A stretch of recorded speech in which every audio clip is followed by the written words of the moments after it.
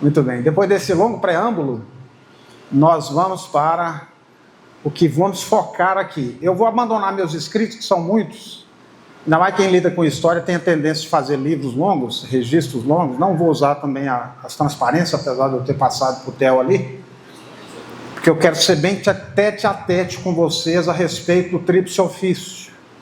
Acho que uma coisa muito prática, embora seja muito teológica. Quem escreveu de forma mais aprofundada sobre isso foi João Calvino. João Calvino escreveu os Institutos de 1536 a 59. Ele foi revisando. Ele escreveu, começou com 6 capítulos, era uma versão de bolso. E bolso, assim, daqueles casacões que tinha em Genebra, né? Ou na Suíça, que é um casaco bem grande, né? E o bolso, você imagina, cabia uma feira dentro. Então devia ser um livro, 6 capítulos, ele fala tudo escrito à mão. E ele pôs aqui, já tinha impressão. Olha como que Deus conjuga essas coisas.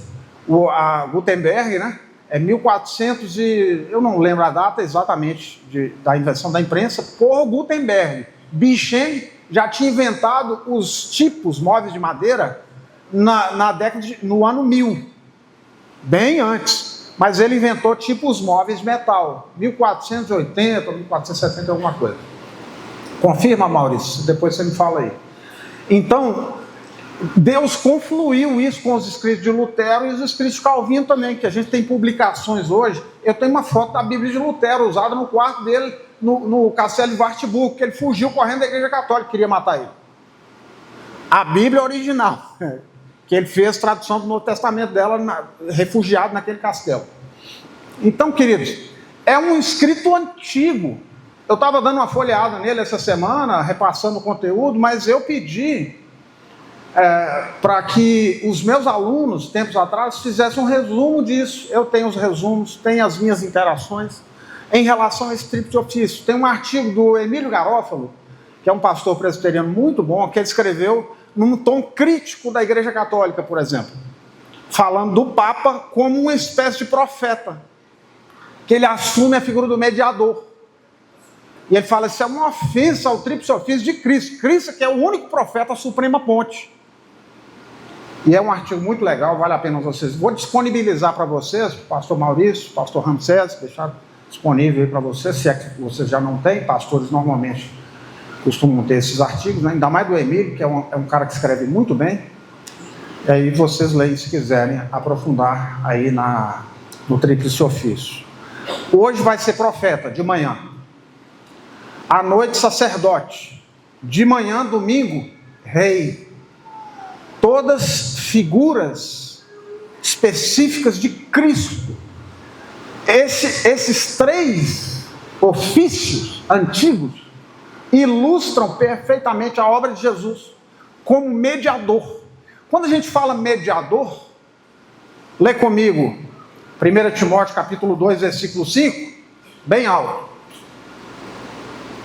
Um gatilho aí, pode ser aplicativo, hoje tem facilidade para tudo. Se você é bom de memória, fala de memória. Jovens, né? Tem que usar a memória, galera. Ninguém está gravando tabuada mais hoje em dia, tabela periódica, não grava mais. Tem que gravar, usar a memória aí. Vamos lá? 1 Timóteo 2,5. Porquanto há um só Deus e um só mediador entre Deus e os homens, Cristo Jesus, homem. Mediador entre Deus. Você quer conhecer o Zema, governador de Minas Gerais? Você chega, toca a campainha na cidade administrativa e fala, Zema, meu caríssimo, vim te visitar. Aí o Zema abre a portinha lá da cidade administrativa e te recebe, é isso? Não. Jamais. Ele chama a polícia para você. Não te conhece? Não, ninguém falou assim, pastor Maurício, vem aqui te visitar. Quem? Maurício. Não conheço, pode fechar a porta. A gente precisa, se quer conversar com o governador Zema, de uma mediação. E eu estou falando de entre nós humanos. Porque a mediação está aqui entre Deus e o homem. Olha mesmo para mim. Funda o teu nariz nesse texto aí. Olha para você ver. Vou tomar uma água aqui. Pastor, posso dar só um aviso para o pessoal? Mano. Pessoal, se vocês tiverem perguntas para fazer, perguntas, pode fazer. eu não sei se agora de manhã, mas à noite, tudo, pastor, vocês já podem ir direcionando, pelo menos a informação para mim, o WhatsApp do pastor Maurício, tá bom? Isso. Está lá no grupo do Reformado e tal, grupo da Federa Forte, e ele vai depois repassar, selecionar as perguntas para poder fazer para o pastor. Aí o pastor Maurício e o pastor Ramsés sentam na mesinha aqui na frente e respondem as perguntas todas. O pastor Maurício é o mediador para fazer as perguntas ao reverendo Thiago, tá bom? Tá bom. Então veja, mediador entre Deus e os homens. Os, no plural, por quê? Tem que ter mediação com o pecador caído. Você sabe, mas vou repetir. Quando pecamos, desde a queda, houve ruptura, separação entre nós e Deus. Correto? Todo mundo tinindo? Pacífico, né? Se houve ruptura com a queda, pecado afasta. Não é só a gente. Afasta a gente de Deus. Porque Deus é santo, justo e bom, não compactua com o pecado. Como é que faz para a gente ter? Como é que a gente vai fazer para ter relação de novo com Deus? Chamada reconciliação, usada a palavra bonita do apóstolo Paulo, lá em 1 Coríntios. Como é que faz para reconciliar a gente com Deus? A figura de um mediador. Aí tem que ser o mediador certo, né? Vai Charlie fazer mediação entre o Zema e o Maurício? Deu ruim. Por quê? Não conheço Charlie, diz o Zema. Não conheço Maurício. Os dois, chama a polícia e leva. Segurança? Com esses caras não. E tratando-se de pessoas, de homens como nós, o que dizer da nossa relação com Deus? Precisa um mediador certo. E no catecismo maior de Westminster, tem assim, é necessário que ele seja um homem, o mediador. Por que tem que ser um homem? Porque quem pecou foi um homem. Você já viu sangue, olho por olho, dente por dente?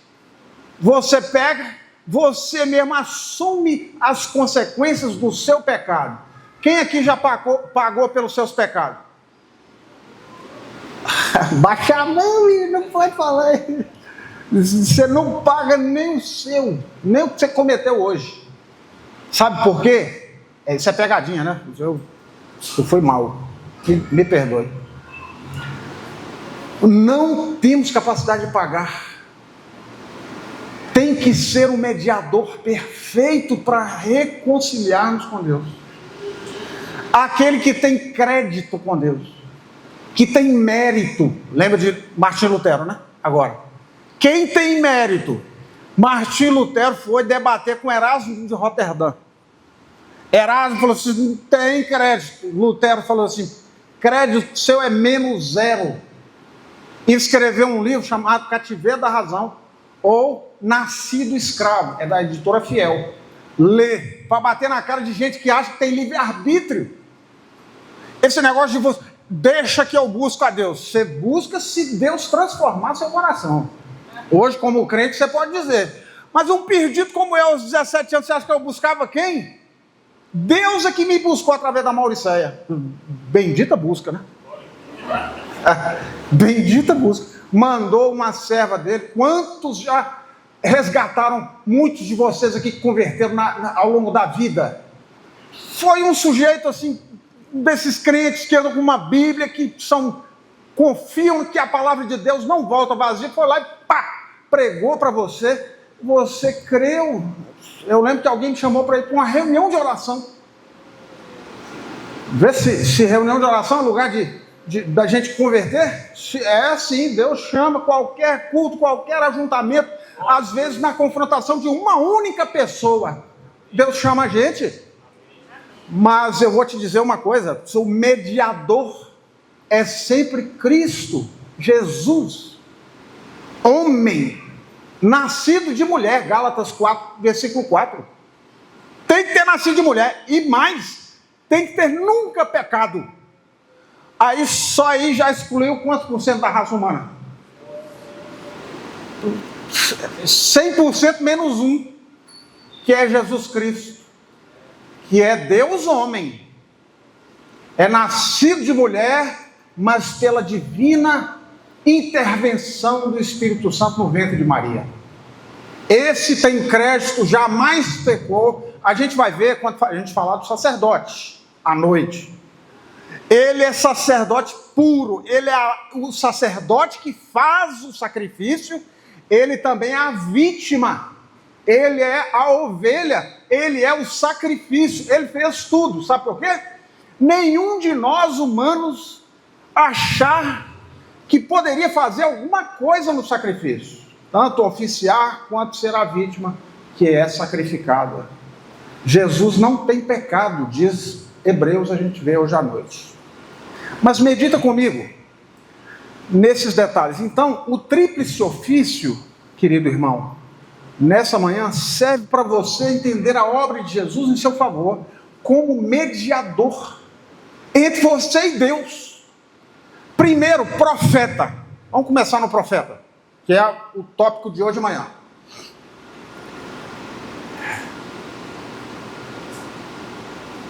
Primeiro, para não falar, como é que chama essa mocinha aqui?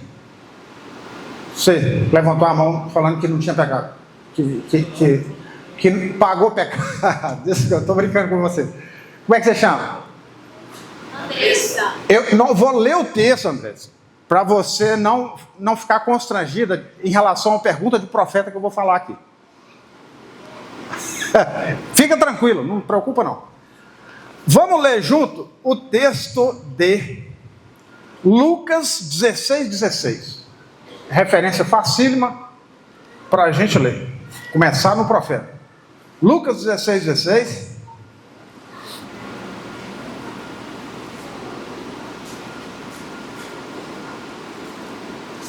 Só a primeira parte. Vamos ler junto? Bem forte. Aquela voz impostada do locutor de FM. Vamos. A lei e os profetas vigoraram até... Tá bom aí. Os profetas vigoraram até... O que ele está querendo dizer?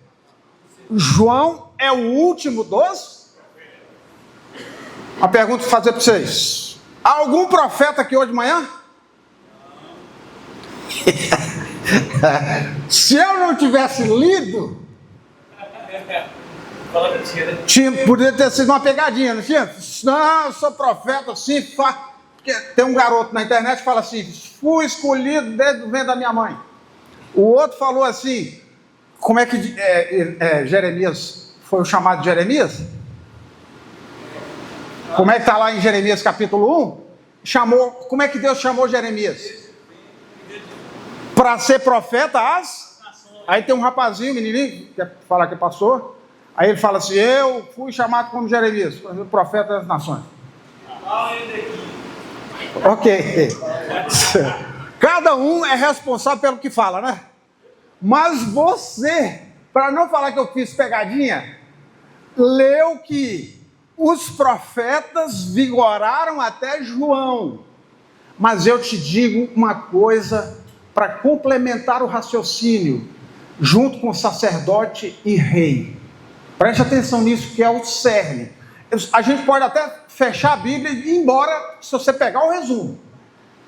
Profeta, sacerdote e rei, não tem ninguém aqui, dentre nós, com esses três ofícios.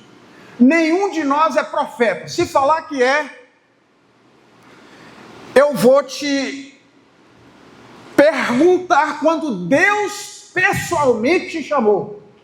Porque todos os profetas foram chamados auricularmente, pessoalmente, nominalmente, pelo próprio Deus e diretamente por Deus. Jeremias capítulo 1, versículo 5, chamou desde pequeno, né? Desde pequeno. Moisés, como é que foi o chamado de Moisés? Deus foi numa sarça, pôs fogo na sarça, que é um arbusto seco. Vocês, aqui na região tem, a gente chegando aqui nas montanhas, a gente vê esses arbustos mais secos, típicos de determinada região. Você tem uma ideia, põe fogo naquilo para você ver. Uma vez eu pus fogo num pinheiro que tinha lá em casa, na frente da minha casa em Ouro Verde, um pinheiro gigantesco na frente, e o pinheiro morreu e secou. Eu olhei para aquele pinheiro, você sabe, menino de 14 anos, né? Eu falei assim, rapaz, fogo combina bem com esse pinheiro. Aí eu peguei um isqueiro e fiz assim, num galho do pinheiro. 1 minuto, fez assim, ó. Sabe o que é? Fogo, a labareda de 10 metros de altura. E torrou o pinheiro inteiro. Falando de Moisés na sarça ardente, a sarça é um arbusto estranho, seco, assim, esquisito, pegando fogo e não se consumia. Moisés olhou e falou, que coisa estranha, não? Que coisa estranha. E se aproximou para ver. Quando ele se aproximou, Deus fez o chamado direto para ele. Você já teve isso? Pastores, se você, que não é pastor, não teve, o pastor deve ter tido. Aí a gente vai no presbitério, Deus me chamou num sonho. Você teve um sonho com uma orientação específica, um texto falando do seu coração, como é que foi? Ou Deus falando diretamente com você em sonho? Não, não foi isso. Mas houve um chamado, tipo assim, um dom que você recebeu, e que de repente ficou tão claro que a igreja disse, não, esse menino tem dom mesmo, pode mandar ele para o seminário.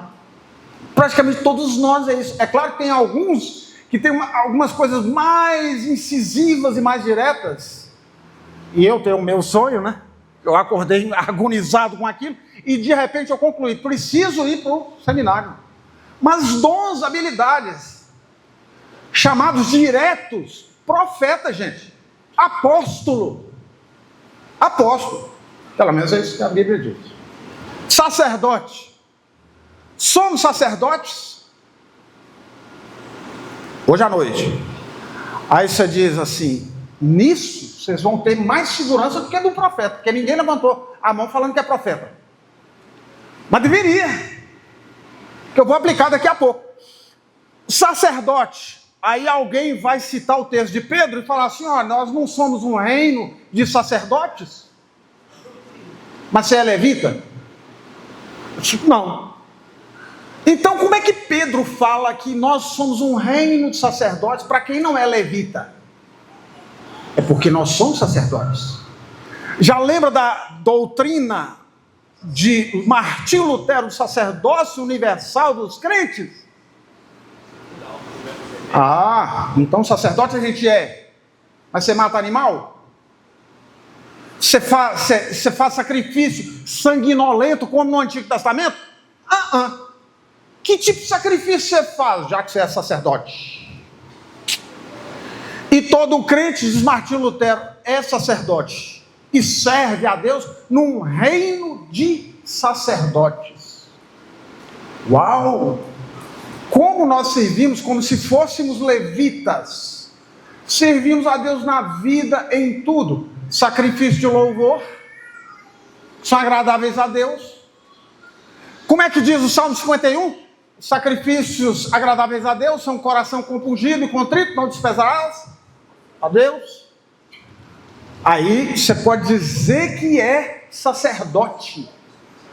Você pode dizer, mas você é da tribo de Levi?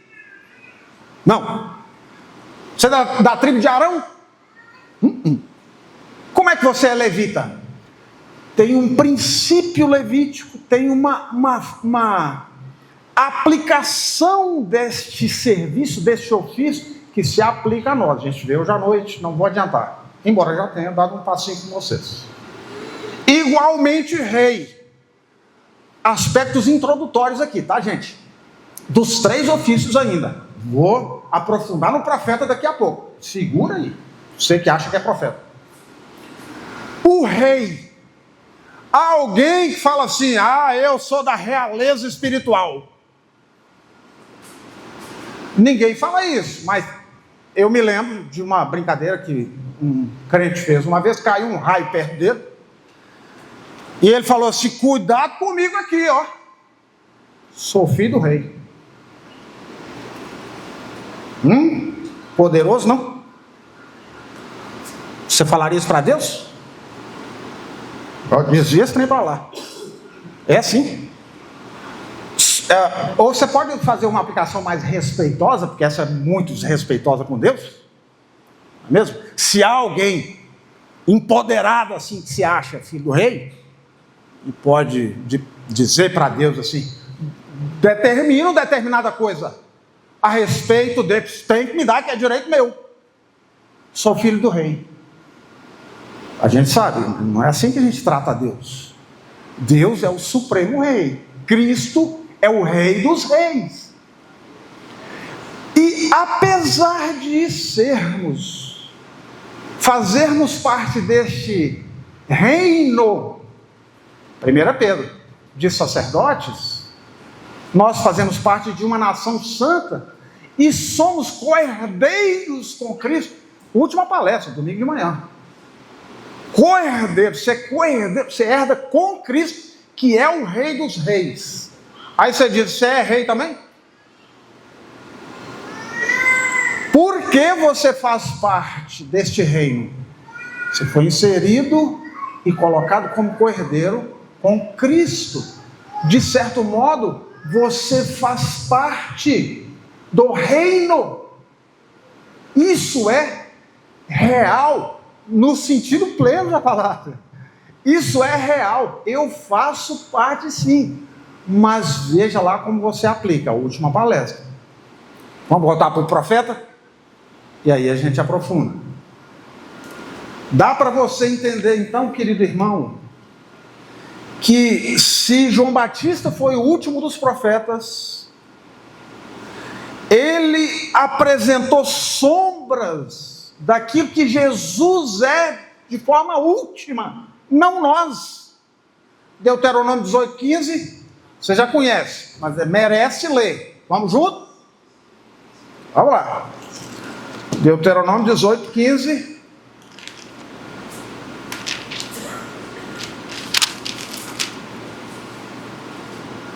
Voz retumbante, vai lá. O Senhor teu Deus te suscitará um profeta do meio de ti, de teus irmãos, semelhante a mim, a ele. Vai no versículo 22 para bater na muleira do falso profeta.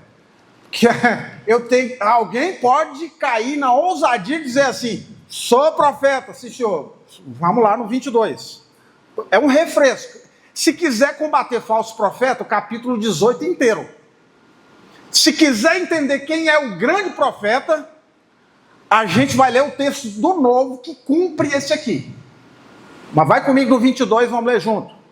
Sabe que quando esse profeta falar em nome do Senhor, e a palavra dele não se cumprir, nem suceder como profetizou, esta é a palavra que o Senhor não disse com soberba, a falou o tal profeta. Não tenhas temor dele. Você sabe que tem gente que profetiza e tem muita coisa que se cumpre.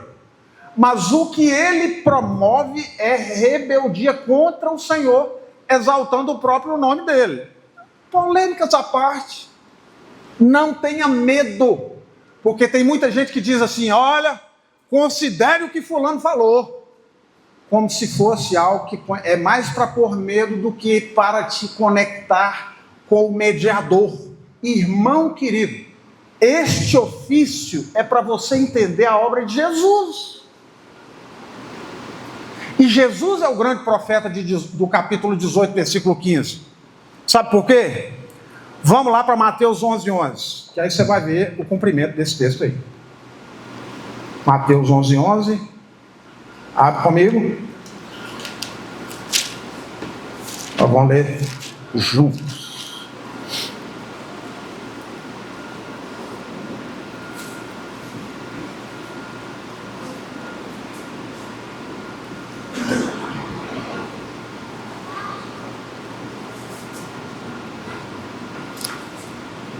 Leamos? Em verdade vos digo, entre os nascidos de mulher, ninguém apareceu maior que João Batista, mas o menor no reino dos céus é maior que ele. Meus queridos irmãos, focando em João Batista, não é João Batista o grande profeta. A unção profética referida por Deuteronômio capítulo 18, ela tem uma aplicação muito direta em relação a Jesus Cristo. Vamos agora, já vimos que não se trata de João Batista, o grande profeta. Vamos para Mateus 17, versículo 5 agora. Você vai ver em quem se cumpre Deuteronômio 18. Juntos, para acabar. Falava ele ainda, quando uma nuvem luminosa os envolveu, e eis vindo na nuvem uma voz que dizia: este é o meu filho amado, em quem me comprazo. A ele... Não, aí ficou fraco. Aí ficou fraco o principal para conectar com Deuteronômio 18:15. A ele... Como é que encerrou Deuteronômio 15? Quer voltar lá? A ele ouvirás. Isso é muito sério para você. Você pode divagar aqui, você pode desviar o foco, mas o único grande profeta mencionado em Mateus é Cristo. Sabe por quê? Esse complemento, este é o meu filho amado, a ele ouvi, é uma referência cruzada direta a Deuteronômio 18:15. A ele ouvirás. Quando Moisés fez contraste desse grande profeta com os falsos profetas, ele disse: a diferença dele para os demais. Quem vai levantar a mão que é profeta? Ninguém, né? Graças a Deus, menina. Sabe por quê? A ele ouvirás. E aí você lembra de que texto na carta aos Hebreus? Hebreus 11, capítulo 1, versículo 1 e 2. Jesus, tendo Deus outrora falado, muitas vezes, de muitas maneiras, hoje nos falou pelo Filho. Quem é o grande profeta? Fechando. Cristo. Qual a diferença dele para os outros? Os outros você não ouve. Só a ele ouvi, disse Jesus. Uma interjeição. Outras vozes existem? Existem muitas. Pode ser você, pode ser eu. Se eu falar outro evangelho que vá além deste de Cristo, o que você faz? Anátema, rejeita. Ouça só a Cristo. Aí você diz assim: e aqueles a quem ele enviou pessoalmente, os apóstolos. Eu não vou falar dos apóstolos aqui, se tem apóstolo nessa época agora, porque você já sabe a resposta baseada nos profetas. Se Deus chamou os profetas e chamou os apóstolos, nominalmente tinha algumas coisas que caracterizavam o chamado profético e o chamado apostólico, que a pessoalidade foi direto por Jesus. Teve terceiro. Aí você fala: mas como é que foi Paulo chamado? Direto, revelação direta, ensinou direto para ele. Antes de Jesus ser assunto aos céus, direto, ó, aqui na orelha, meu irmão. Não é esse negócio de sonho ou de uma voz interior que o sujeito ouviu, não. É direto, é direto. Ele tem essa autoridade para você hoje fechar e dizer assim: eu entendo que devo ouvir só a Cristo, o Evangelho, a doutrina dos apóstolos, a palavra de Deus. Isso é suficiente para mim. Mas pastor, como é que você falou que a gente tem um pouco desse ministério profético? Tem. Sabe por quê? De uma forma... Irmão, para você não sair aqui achando que você tem que fazer ato profético, você sabe, tem um monte de gente falando, faz um ato... Como é que chama aquele jogador do ex-Palmeiras? Não vou falar o nome dele, não. Ele disse assim, eu creio... Ele fala que é crente, e ele diz assim, ele tem um tripé na vida dele: crer, profetizar e realizar. Falei, rapaz, poderoso esse negócio, hein? Eu falei, fala aí, não pode falar o nome. E ele disse assim, crer, eu creio, que é para mim, eu profetizo, e aí você diz determinada coisa que você crê que deve receber, e você realiza, vai atrás e corre atrás daquilo que você creu e profetizou. É bonito, né? Exceto quando não cumpre. Exceto quando não cumpre. E você sabe que essa coisa de material, realizar é fácil.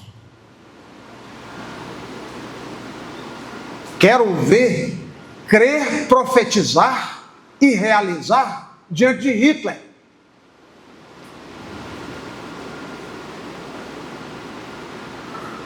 Vai, faz. Aí vai um cara que chama Dietrich Bonhoeffer.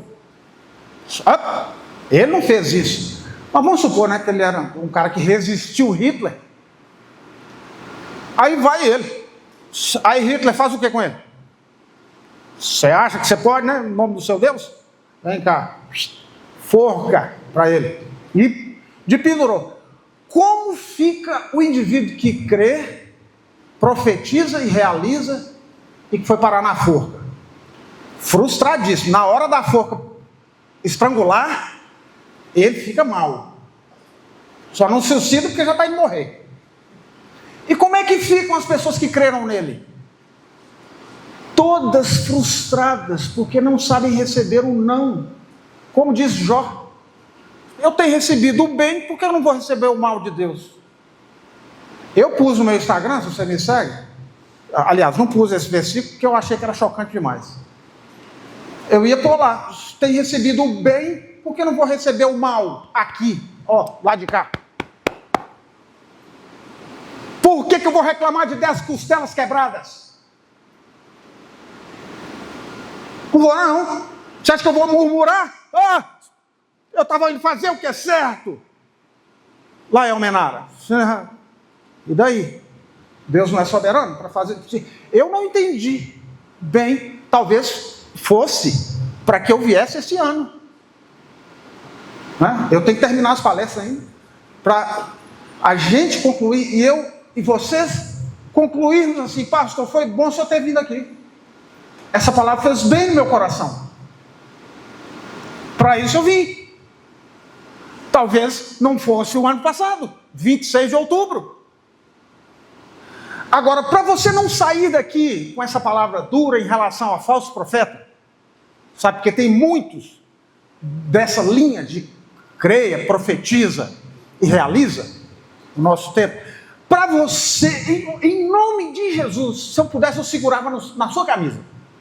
Não creia na palavra, no evangelho, na verdade de Deus, na palavra pregada, na palavra que você lê todo dia na sua casa, como se ela tivesse menos poder do que os grandes feitos que esses caras falsários apregoam. Ela tem muito maior poder. Por quê? Não tem falha. Até para receber o mal. Tem desígnio. Você diz, Deus me livre, pastor. O mal tem desígnio de Deus? Tem. O Filho do Homem vai segundo está designado. Não está na Bíblia? Alguém falou assim, o senhor está sendo traído, maldito esse Judas. De pendurar ele na cerca. Esse maldito, essa barrigada perdida. Não, o Filho do Homem vai segundo o que está determinado. Você acha que eu vou reclamar? Se com o Filho do Homem tinha desígnio para a cruz, você acha que cruz é bom? Não, mas tinha que acontecer. Olha eu e você aqui para testificar. Se ele não tivesse morrido, não estaríamos aqui. Isso é poder, tá?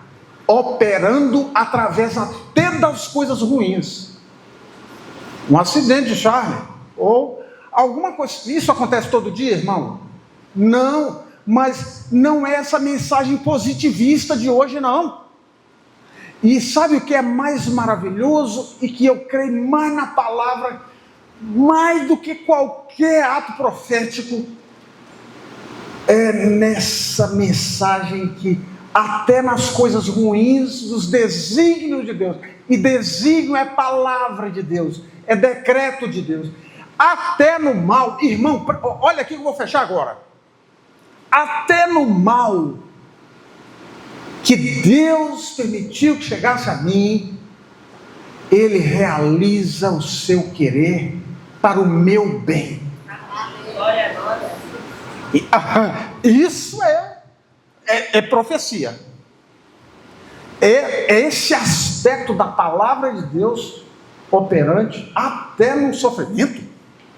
Pastor, eu não estou aqui falando para vocês? Você imagina se eu tivesse entrado em depressão, pelas 7 costelas e a clavícula quebrada em 3. Não mexo mais com esse negócio de ser pastor. Não creio nesse evangelho, porque senão Deus não teria permitido que eu passasse por isso.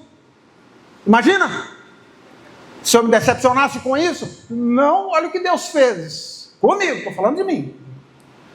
Mas eu passei a priorizar as coisas mais certas, mais urgentes. Eu venho aqui na casa da minha mãe, que é aqui pertinho em Ouro Verde, Minas, 3 vezes, 4 vezes por ano. Pega a motoca e vem, não tem medo não. Sabe para quê? Priorizar minha família. A minha mãe está com 81 anos. Tem que dar atenção para ela. Eu levanto, irmão, 4 horas da manhã, para dar mais tempo para orar por cada ovelha minha, 85. Nome por nome. Detalhe por detalhe. Porque eu sei que existe desígnio para cada uma delas. Isso é um ministério profético atuando hoje. E você faz parte dele. Quando você prega a palavra de Deus, você exerce um ministério profético. Aí você fala assim, mas é de Moisés, é de Zacarias, é dos apóstolos, tem nada a ver comigo. Claro que tem. Tem tudo a ver com você. Porque, olha como que é fantástico. Eles quiseram fazer o que você faz hoje, mas não puderam. Eles ficaram saudando essas coisas reais, plenas na vida da igreja, de longe. A Bíblia fala que Abraão ficou acenando assim. Ele não viu essas coisas se concretizarem. Como se concretiza na vida do João? Aí você vai ficar deprimido? Não creia na palavra profética de Cristo. Ele é o último a falar. E não precisa ninguém falar mais nada não. Falar para entrar uma Mercedes aqui, para você tocar nela? Você acha que vai ser bom isso aí? Depois que bate num poste, vira uma bucha. Aí você fala da sua DR 650, pastor. Você caiu, ficou todo mochilado e ela não. É verdade. Existem coisas boas e ruins. BMW não presta, mas DR é coisa boa. Tudo lixo, irmão. Você acha que eu estou preocupado com DR? Com moto, com carro, com prosperidade, com saúde? Se Deus me der saúde, eu não estou com saúde aqui? Deus é que escolou esses ossos. Sabe, eu cheguei em Chaflatone, a Unimed, que eu tenho plano, falou assim, fecha a porta para ele. Cadê o mediador? Ele não tem um mediador aqui não. Fecha a porta para ele. E onde é que eu fui parar? Eu merecia fazer o quê numa circunstância dessa? Eu fui para Belo Horizonte. Lá, a Unimed de BH e Três Vales é diferente. Eu não fui recebido. Vai ficar chateado? Não tem desígnio nisso tudo. Irmão, para fechar, pense nesse aspecto do ofício profético para você hoje. Da seguinte maneira: devemos ter em mente que Jesus foi vilipendiado como profeta. Você lembra que teve gente que deu bofetada nele e disse o quê? Alguém levante e diga em alto e bom som aqui agora. O que foi que um soldado fez quando deu um murro em Jesus e disse o quê? Profetiza quem é que te bateu. Isso é o quê? Se cremos que Jesus é a encarnação do que Moisés disse lá em Deuteronômio 18:15, o que merece um soldado desse? Profetiza um escárnio com o supremo profeta, né? Se existem profetas até João Batista, você fala assim, esses profetas, você já levantou um martelo do fundo de um rio? Então você não sabe que quer ser profeta. Mais algum profeta não? Você vai levantar a mão? Levantar defunto. O corpo morto de um profeta encosta em um outro morto e o morto revive. Não, esses profetas não existem hoje, né? Nem os que falam que são. Todos eles são falsos. Mas Jesus, não. E Jesus está vivo? Sim. Profetiza? Sim. Deu-nos a profecia. Irmão, você está crendo pouco na palavra profética de Jesus. Essa palavra mesmo que não volta vazia. Você tem que devorar ela e dizer assim, Senhor, cumpre teus desígnios em mim. Eu quero estes atos poderosos. Aí você diz assim, você quer grandeza, riqueza, você quer o quê? Eu quero o que tu queres para mim. Aí eu vou para a segunda igreja de Teoflotone e vejo um sujeito que chama Luiz, que é presbítero lá, que era filho de uma prostituta, foi jogado numa lata de lixo. Tinha tudo para dar errado, mas deu certo. O que é isso? Desígnio para ele. Ó, nós temos que restaurar isso em nós. Este ministério profético, nenhum de nós detém. Na simples lição de levantar um machado do fundo de um rio. Ninguém faz. Faz? Se tem um mais ousado aqui, fale agora.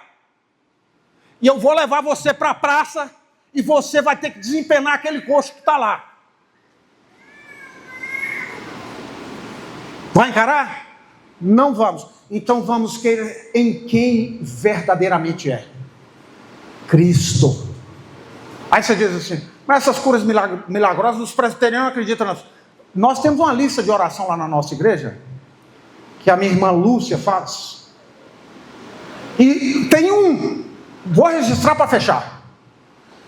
Um ato maravilhoso. Uma menina foi contaminada, adquiriu lá a meningite meningocócica, que é bacteriana. Você sabe que quem está com meningite, via de regra, morre. E ela tinha poucos anos, tinha 1 ano e pouquinho. E de repente nós começamos a orar. Quem foi que orou pela Liz? O pastor e mais todo mundo. Fui visitar no hospital. Um pouco mais de um mês ela saiu do hospital curada. Aí alguém perguntou assim, qual foi o santo varão de Deus que foi lá levantar aquela menina desta enfermidade fatal? Deve ter sido algum desses meninos aí que oraram. Quem foi o orador? Eu disse, a igreja. A igreja. Nenhum de nós tem o direito de levantar isso para si. E até a igreja o faz em nome de Cristo. Se Deus vai fazer, porque alguns morrem. E quando morre, o pastor põe a mão em cima do caixão e sabe o desígnio. Vai um crente, enfermo, duro, mas quando eu visitei no hospital, eu saí mais confortado do que eu mesmo estava, do que qualquer pessoa nesse mundo, por causa da força daquela pessoa diante da morte. E isso só pode ser palavra sustentadora de Deus. Só Deus faz isso, irmão.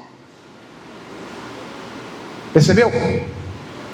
Deus continua fazendo grandes coisas por meio deste ministério profético. É só você abrir a boca e pregar a palavra para o seu vizinho. O reverendo Augusto Nicodemos, o pastor Ramsés, ele fala assim: se o pastor falar que vai acabar, não acredita não. Mas eu vou contar mais uma só das experiências que eu tive. Eu tenho que falar das minhas em relação a isso aqui. Eu estou falando da doação da Bíblia. Tinha uma menina em Ouro Verde que foi internada com câncer na Santa Casa em Belo Horizonte. E alguém pediu para que eu visitasse. De lá de Ouro Verde. Eu falei: perfeitamente, vou lá visitar. Fui visitar, cheguei, o porteiro falou assim: você está fora do horário de visita. Eu falei: pastor tem direito a visitar o horário que quiser. Aí ele falou assim: aqui na Santa Casa não. Eu falei assim: perfeitamente, qual que é o horário da visita mesmo? Só volta amanhã, horário tal e tal. Perfeitamente. A contragosto, citei a lei, né? A gente anda com a carteirinha com o artigo da lei que protege a visitação espiritual. Mas voltei no outro dia. E peguei uma Bíblia que eu tinha lá em casa, novinha, fiz uma dedicatória. Esse livro contém as palavras poderosas de Deus. Leia e veja o poder dessas palavras te afetarem. Leia, devore o livrinho. Escrevi, assinei, pastor Charles, datei, subi para a enfermaria. Chego lá, parece o cão. A menina tinha descido para fazer uns procedimentos, exames. Eu falei: meu pai eterno, só pode ser uma coisa boa que Deus tem fazendo essa menina, porque toda vez que eu venho visitar, ela não está aqui. Eu deixei a Bíblia em cima da cama e pedi à vizinha de quarto, enferma também, entregue para Maristânia, tá? Em meu nome, pastor Charles. Um ano depois, eu na frente do hotelzinho da minha mãe lá em Ouro Verde, ela passa. E a mãe, ela e a mãe, de mão dada. E a Bíblia aqui. E eu olhei e falei assim: será? Ela olhou para mim e falou assim: quero falar com o senhor. Eu falei: pode falar. Ela abriu. Deixa eu ver se eu consigo. Está vendo aqui? Marcadinho de azul. Assim, lápis de cor e tal. Você pode marcar a Bíblia. Aí ela falou comigo assim: li toda e fui para a igreja. Falei: não é possível. O que Charlie falou para ela? Texto nenhum. Uma dedicatória, né? Leia a Bíblia. Quem leu? Ela. Fez efeito? Oh. Quer mais poder do que esse? Martelo, no fundo do rio, fica no chinelo. Isso é poder. Viu? Isso é carro.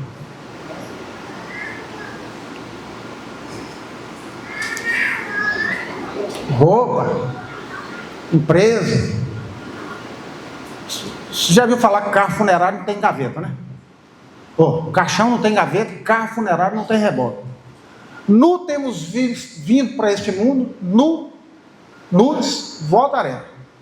Nada temos trazido, nada podemos levar dele. Profecia para isso?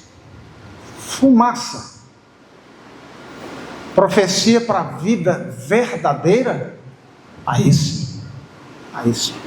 E olhe que temos sido providos com muita coisa.